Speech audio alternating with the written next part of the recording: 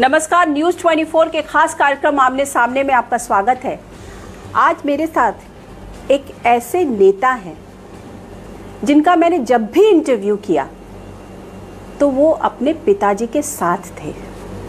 आज मुझे भी अजीब लग रहा है कि चिराग पासवान को मैं इंटरव्यू कर रही हूँ जब रामविलास पासवान इस दुनिया में नहीं हैं। उनकी छवि, उनकी फ़ोटो हमारे साथ है और इसलिए हमने ये कोशिश की कि जब मैं चिराग पासवान का इंटरव्यू करूं तो रामविलास पासवान जी का उनकी ये फ़ोटो हमारे साथ हो। चिराग, आपका बहुत बहुत धन्यवाद कि आप इस वक्त में हमारे साथ हैं। मुझे लगता है मैंने जैसे शुरुआत ऐसे की, सही में मुझे भी अब याद आ रहा है जितनी बार भी क्या पापा हमेशा साथ होते थे। एक मिनट बस, सॉरी जी जी। मुझे पता है कि आपके पास आपके साथ एक ऐसी राजनीतिक विरासत और साथ में एक ऐसे नेता की विरासत है जिन्होंने कभी भी मर्यादा को नहीं लांघा। इतने बड़े और इतने कद्दावर बिहार के नेता थे, साथ साथ इतने बड़े देश के दलित नेता थे, लेकिन उनकी जो छवि है वो एक बहुत सुलझे और एक पॉजिटिव इंसान की है जी। बहुत मुश्किल वक्त में आप एक ऐसे अपने राजनीतिक, जिसे कह सकते हैं, फैसले से जूझ रहे हैं जब आपके पिता का साथ आपके साथ नहीं है जी। इस विरासत को, इस राजनीति को कैसे आप आगे लेके जाएंगे?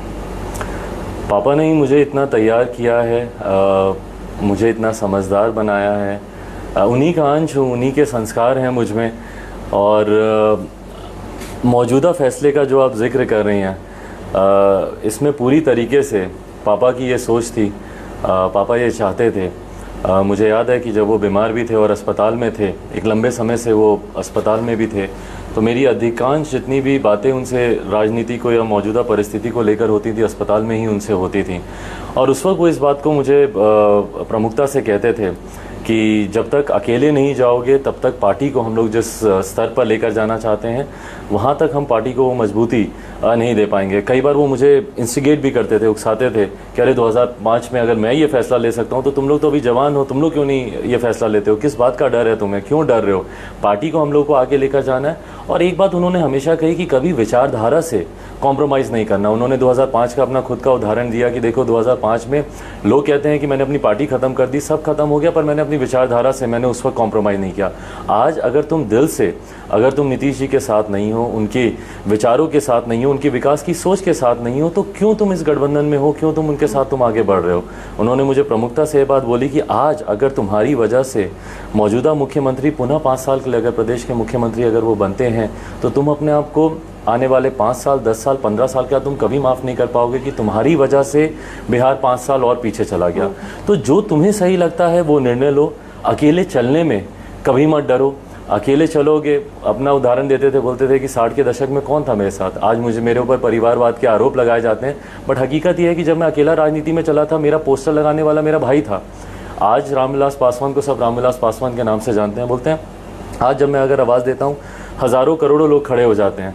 पर जिस दिन मैं अकेला मैंने निर्णय लिया था कि मुझे राजनीति में जाना है, मेरे पास कोई मेरा पोस्टर चिपकाने वाला भी नहीं था। मेरा भाई आधी रात में उठ के जाके पोस्टर चिपकाता था। और आज लोग कहते हैं कि परिवारवाद क्यों अपने भाई को वो इतना प्रमोट करते हैं, क्यों। तो यही सारी बातें मैंने उनसे सीखी, उनसे समझी, और उन्हीं की सीख, उन्हीं की समझ से आगे बढ़ते हुए पार्टी, परिवार को, दोनों को एक साथ लेकर बढ़ रहा हूँ आगे।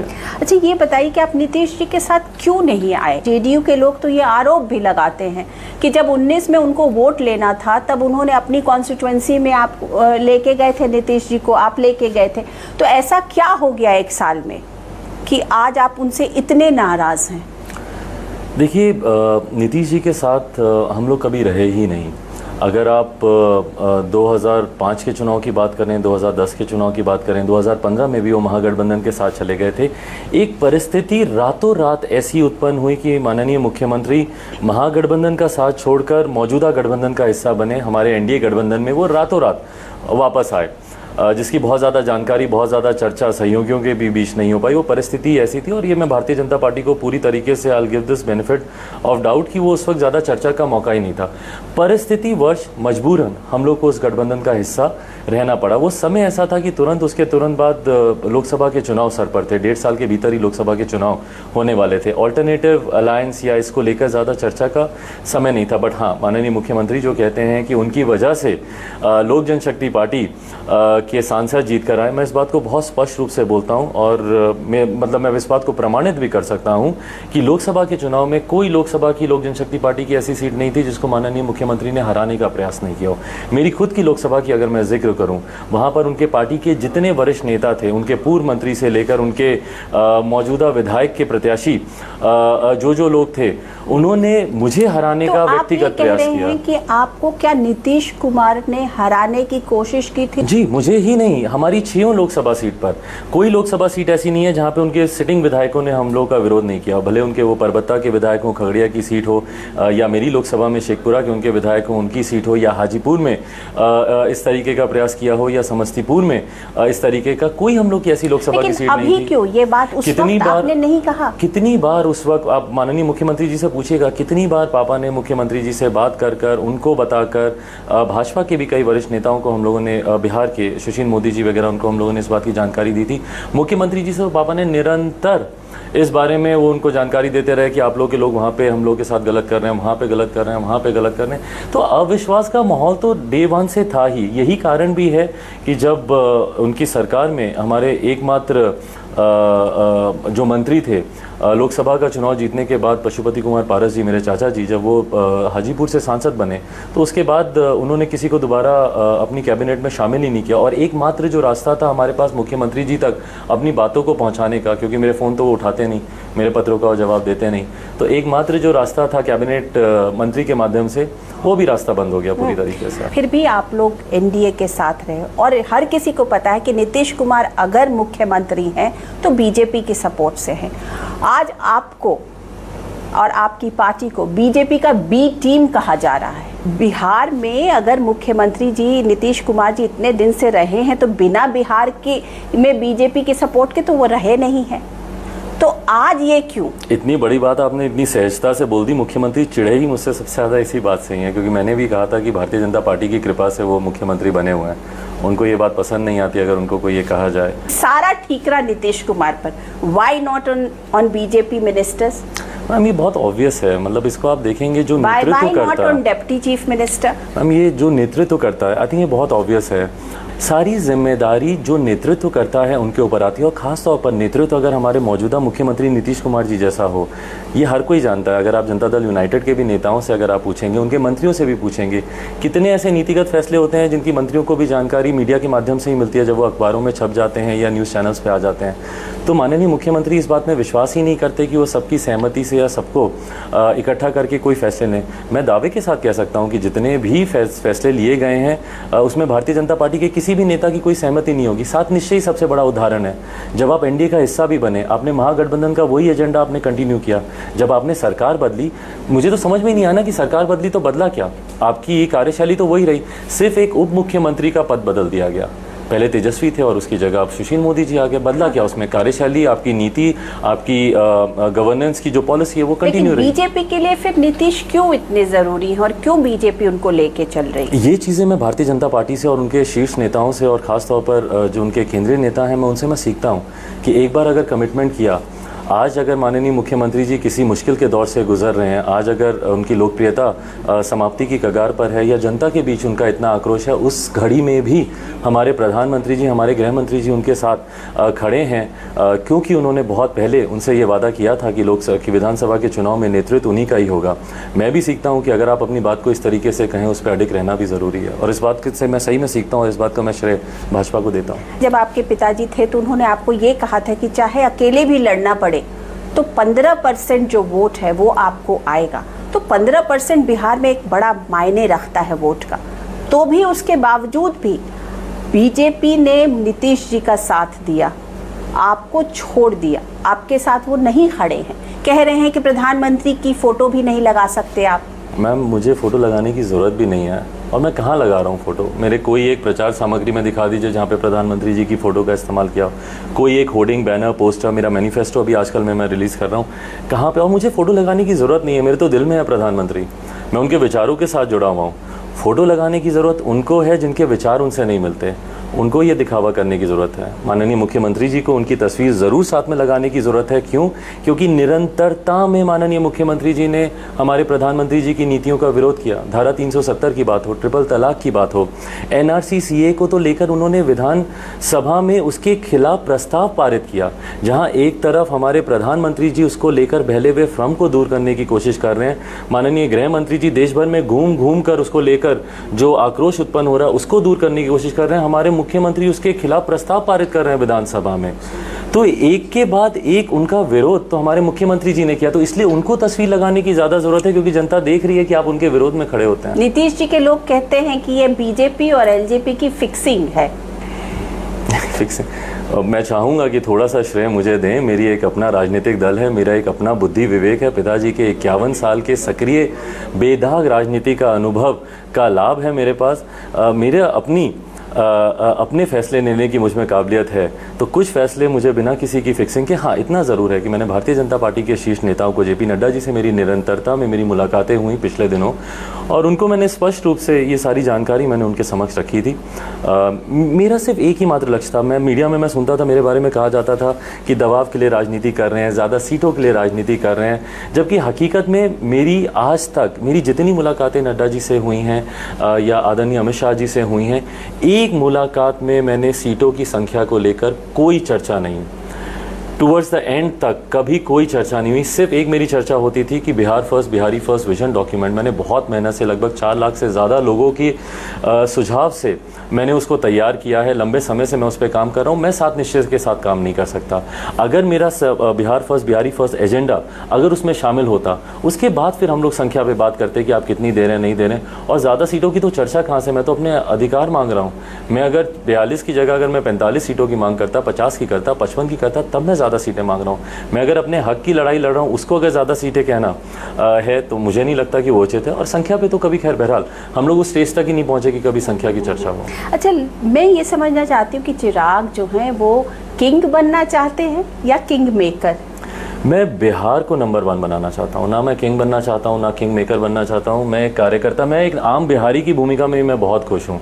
मुझे कुछ नहीं चाहिए, मेरी कोई महत्वाकांक्षा नहीं है। लोग बोलते हैं इसको मुख्यमंत्री बनने का लालच आ गया है, अति महत्वाकांक्षी हो रहा है।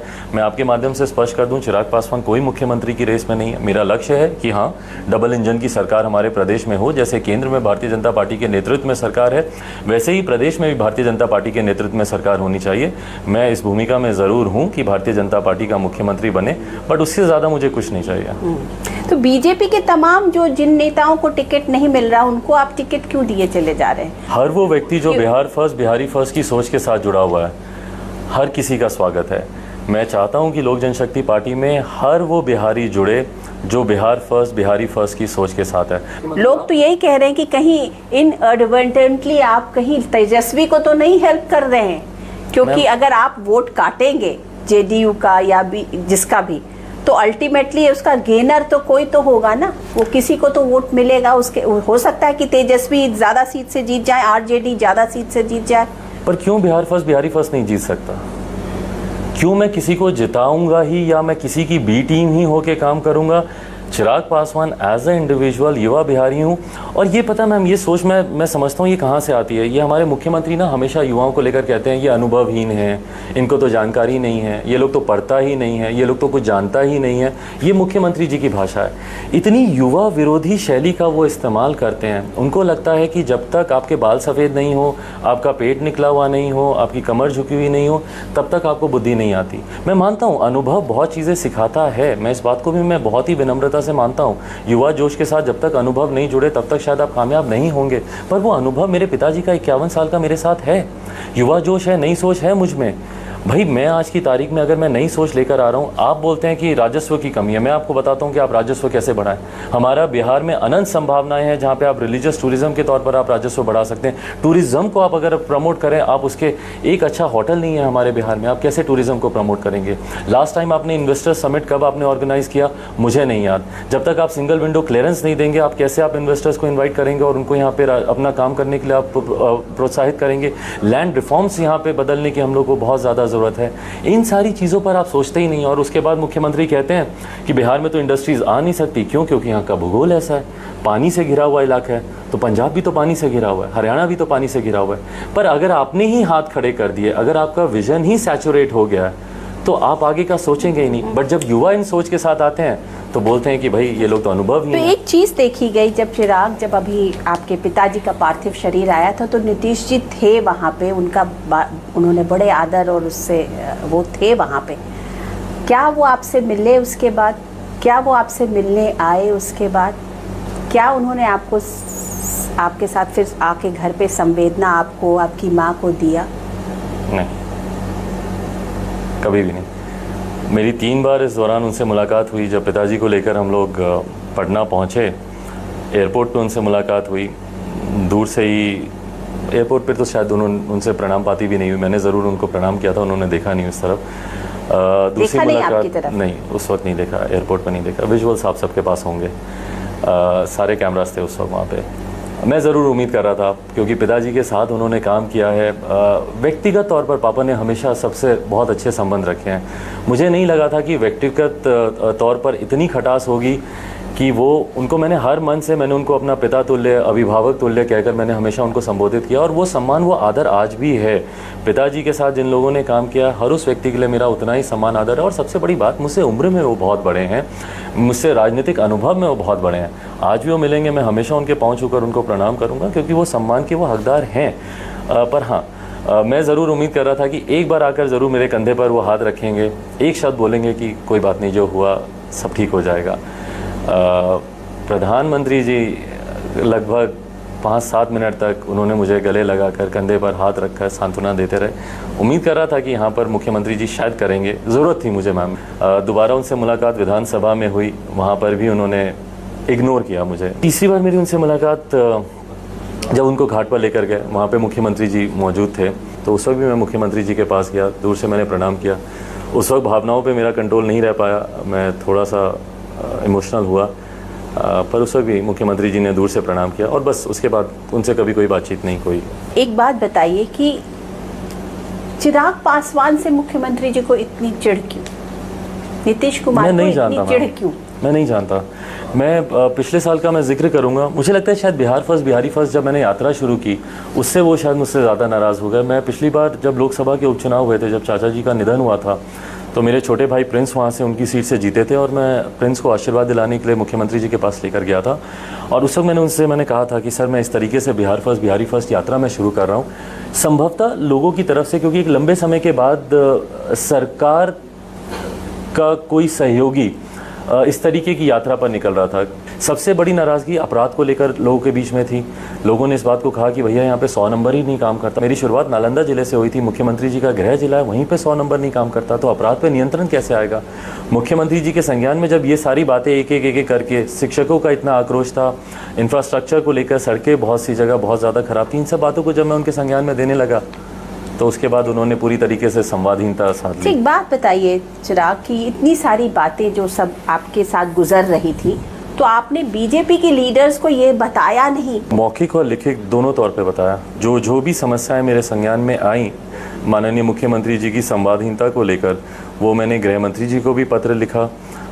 जेपी नड्डा जी को हाल फिलहाल में मैंने लगभग 6 पन्नों का एक पत्र मैंने उनको लिखा, और अंत में मैंने प्रधानमंत्री जी को भी पत्र लिखा लगभग महीना भर पहले, और उसमें भी मैंने तमाम विस्तार में इन तमाम प्रकरणों का, तमाम जितनी भी घटनाएं घटी हैं उनका मैंने जिक्र किया। इतना सब कुछ हुआ, लेकिन बीजेपी ने उनका साथ दिया, तो क्या आपको लगता है कि अगर ऐसी स्थिति आई कि आपके बिना एनडीए की सरकार यहाँ नहीं बन पाती है, तो आपके पास क्या रास्ता होगा? अगर प्रधानमंत्री जी या अमित शाह जी या भूपेंद्र यादव, जेपी नड्डा कहेंगे कि नहीं, ठीक है तुमने इलेक्शन लड़ लिया, लेकिन तुम्हारे बगैर एनडीए की सरकार नहीं बनती, तो आप क्या करेंगे? मैम आई थिंक पहली बात तो प्री पोल अलायंस मेरा भारतीय जनता पार्टी के साथ है, उनके सामने मैं अपने प्रत्याशी नहीं उतार रहा हूँ, और भारतीय जनता पार्टी के साथ मैं पहले भी था, अभी भी हूँ और भविष्य में भी रहूँगा। और मैम गठबंधन धर्म की ये परंपराएं रही हैं कि आप केंद्र में आपका अलायंस अलग होता है और राज्यों में आपके अलायंस अलग होते हैं। तो विदाउट नीतीश आप एनडीए में हैं, और अगर ऐसी परिस्थिति बनी कि अगर बिना नीतीश के एनडीए और जेडीयू की सरकार को सपोर्ट करना पड़े तो आप करेंगे? बिना नीतीश मैंने बोला, आप करेंगे? तो ये कहा जा सकता है कि मैं तो बिल्कुल क्लियर है मैं तो संकल्पित हूँ, मुझे भाजपा का मुख्यमंत्री बनाना है और 10 नवंबर के बाद भाजपा लोजपा की सरकार प्रदेश में बनेगी। आपने ये सारी बातें अपने पिताजी से की थी? जी मैम, 1 महीने तक तो अस्पताल में उनसे अच्छे से बात होती थी। मुझे लगता है 20-22 अगस्त के आसपास उनकी तबीयत ख़राब हुई थी और उनको अस्पताल लेके जाया गया था, और महीने भर तक तो उनसे अच्छे से वहीं पे बैठ के घंटों उनसे बैठ के बात करता था, और वो भी सारी बातें बताते थे, करते थे। 20 सितंबर को ही वॉज वेंटिलेटेड, एंड उसके बाद से उनसे बातचीत नहीं हुई। और वो समय था, वो दौर था जब ये सारे निर्णय लेने का समय आ गया था, और उस वक्त वो नहीं थे। हाँ, उससे जो 1 दिन 2 दिन पहले तक भी मेरी बातचीत हुई, ये लाइन उस वक्त ही उन्होंने बोली कि तुम लोग डरते क्यों हो, अकेले जाओ, निर्णय लो, 2005 में मैंने अकेले चुनाव लड़ लिया, तुम लोग तो जवान हो, क्यों डर हो। ये बात उन्होंने उससे 1 दिन पहले मुझे कही थी। और 20 तारीख को व्हेन ही वाज वेंटिलेटेड, उसके बाद मेरी उनसे बातचीत नहीं हो रही थी, और वो खालीपन, वो अकेलापन इतना कौंधता था, मुझे बर्दाश्त के बाहर था। फिर मम्मी ने मुझे बोला कि नहीं, जाओ ना पापा के पास बैठो, उनका हाथ पकड़ो, बैठ के उनको बताओ सारी बातें, वो सुनेंगे, समझेंगे, और कोई ना कोई तुम्हें साइन देंगे, हिंट देंगे, तुम्हें समझ में आएगा कि वो भी क्या चाह रहे हैं।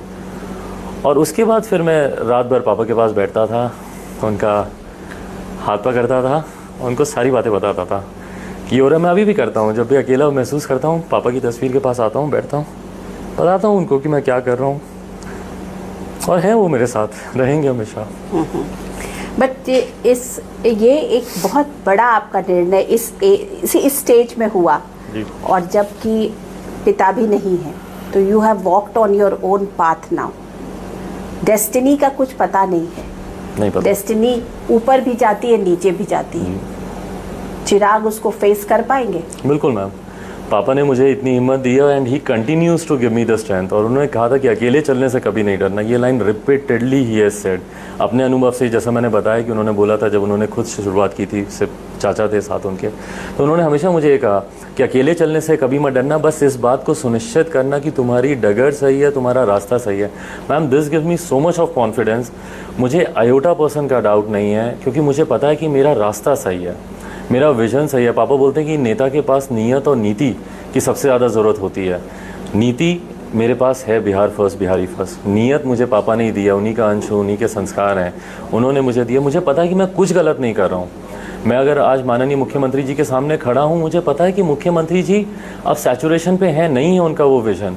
आज मेरे पास वो नीति है, बिहार फर्स्ट, बिहारी फर्स्ट के थ्रू मैं बिहार को वहाँ तक लेकर जा सकता हूँ जहाँ पर बाकी बनस्पत राज्य हैं। मैम, मेरे लिए ये इशू है कि मैं दिल्ली में रहा हूँ, बम्बई में मैंने काम किया, मैंने आज तक कभी नहीं सुना कि कोई बम्बई का लड़का बिहार आता हो शिक्षा के लिए, या कोई दिल्ली का लड़का बिहार आता हो रोज़गार के लिए। सिर्फ हम बिहारियों को ही दूसरे प्रदेश जाना पड़ता है शिक्षा के लिए, रोज़गार के लिए, स्वास्थ्य सेवाओं के लिए। भारत एक साथ आज़ाद हुआ, भारत के तमाम प्रदेश एक साथ आज़ाद हुए, तो क्यों कहीं दिल्ली बम्बई जैसे चमचमाते शहर बन गए, और एक बिहार जहाँ पर आज भी हमारी सोच सीमित हो जाती है कि मेरे आंगन में चापाकल कैसे गड़े, मेरे घर में बिजली कैसे आए, या मेरे घर के सामने नली और गली कैसे बने। हमारे विकास के मापदंड ही बहुत कम है, बहुत छोटे हैं। इसीलिए मैं इन सारी चीज़ों को, उस विजन को ब्रॉड करने की ज़रूरत है, और उसी के साथ में आया, और मुझे पता है कि मैं कुछ गलत नहीं कर रहा हूँ। चलिए, पापा की अब कौन सी चीज़ सबसे ज़्यादा मिस कर रहे हैं अब? उनको रात में किस करके गुड नाइट बोलना, ये हम सब करते हैं। मेरे भांजा, भांजी, my sister, every family member. ये एक रात की एक ऐसी परंपरा थी, रात में 1:30 बजे हों, 2 बजे हों, कुछ हो। मेरा भांजा है वंश, सो अगर मैं कभी ऑफिस में अगर देर रात तक काम भी कर रहा हूँ और पापा अगर सो रहे हैं, तो he used to call me and बोलता था, मामा, नाना इज़ गोइंग टू स्लीप, जल्दी आ जाओ। तो फिर हम सारे जाते थे, और रात में उनको अच्छे से हग करके, उनको गाल पे किस करके, ये अभी भी हम लोग करते हैं रोज़ रात में सोने से पहले, पापा की तस्वीर पे उनको गाल पे किस करके, और उस वक्त वो एक छोटा सा एक बहुत क्यूट फैमिली मोमेंट होता था। मॉम डैड बेड पे अपना आराम कर रहे हैं, बच्चे हम लोग सारे आसपास हैं, सोने की तैयारी कर रहे हैं। सबसे ज़्यादा उस वक्त ये खलता है। दिन भर तो क्या ना, मतलब चर्चाएं होती रहती हैं, लोगों का आना जाना, राजनीतिक चर्चाएं, बट वो एक्सक्लूसिव एक क्यूट फैमिली मोमेंट होता था, वो सबसे ज़्यादा मिस करूँगा। चिराग, आपके साथ इतना बड़ा हादसा हुआ और तुरंत बिल्कुल एक पॉलिटिकल हब में आप पहुंच गए हैं, तो आप रोए? अभी बहुत रोना है, इमोशंस अभी बहुत रोना है। मैंने मॉम को भी बोला, मैंने बोला कि आपको भी स्ट्रांग होना है, and she gives me a lot of confidence, she has taken it very bravely, and उनसे मुझे काफ़ी विश्वास मिलता है, कॉन्फिडेंस मिलता है। बट ये हम दोनों के बीच में डील है। मैंने मॉम को बोला है, मैंने बोला 10 तारीख तक बिल्कुल नहीं, मुझे आपसे हिम्मत चाहिए, मैं आपको हिम्मत दूंगा। अभी युद्ध के मैदान में है, रोने का वक्त नहीं है, बट 10 तारीख के बाद खूब ज़ोर से हक करके घंटों तक बैठ के रोना है और पापा को बहुत अच्छे से याद करना है। हो